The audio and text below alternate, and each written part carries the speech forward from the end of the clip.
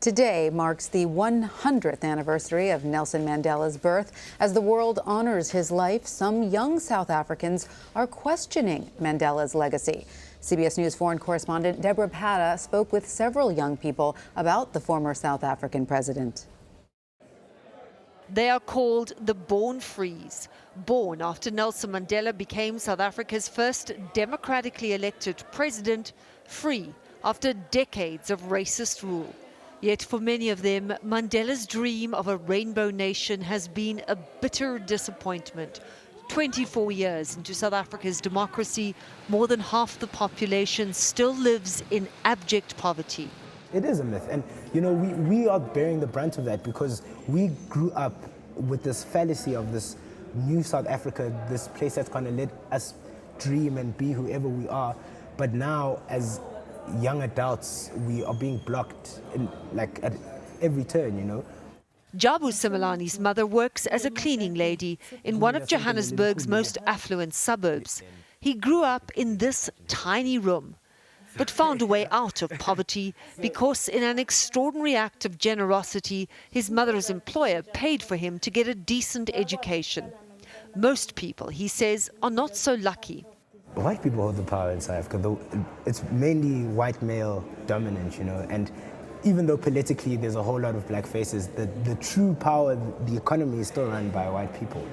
Like everyone here, SIMELANE received a scholarship to study at this institution, the Umuzi Academy, which trains young people in the skills needed for high-value jobs. SIMELANE and his friends know Umuzi will make a dramatic difference in their lives, but they say ongoing education should be a basic right, not luck.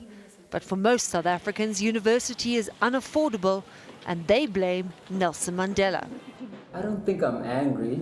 I think I'm very disappointed. You know, like I think that's like the feeling. I feel like they could have done more for me as a person. They being Nelson Mandela, the ANC, the people that got us our freedom. You know, they could have done better for us. Nelson Mandela himself could have got a better deal. Could have got a better deal.